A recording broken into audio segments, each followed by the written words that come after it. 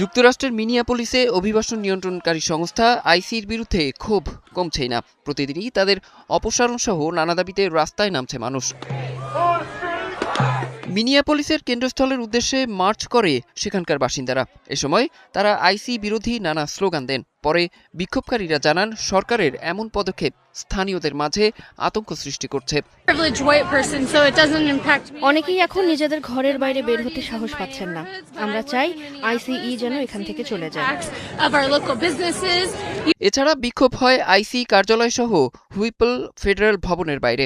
এ সময় প্রতিবাদী গান ও নাচের মাধ্যমে ক্ষোভ প্রকাশ করেন বিক্ষোভকারীরা। পাশাপাশি অভিবাসীদের সহায়তায় কমিউনিটির কাছ থেকে অনুদান দেওয়ার অনুরোধও করেন তারা। এদিকে মিনিয়াপোলিসে আইসির অভিযানে নিহতদের স্মরণে পাউডার হর্ন পার্কে সভা করে আদিবাসী কমিউনিটির সদস্যরা।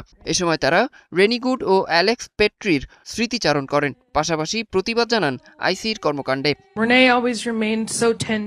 এ ধরনের সহিংসতা নতুন কিছু নয়। আর কতটা অন্যায় যে মানুষের চেহারা বা পরিচয়ের উপর নির্ভর করে কারো কষ্ট বেশি বা কম গুরুত্ব পায়। আর দুঃখের সাথে বলতে হয় যে এমন বাস্তবতাই আজ আমাদের সামনে। তবে বিক্ষোভের জেরে আগেই মিনিসোটা থেকে প্রায় 700 আইসি এজেন্ট প্রত্যাহার করার ঘোষণা দিয়েছে ট্রাম্প প্রশাসন। তারপরও প্রায় 2000 এজেন্ট এখনও সেখানে অবস্থান করছেন। অরিসুল ইসলাম, ৭১।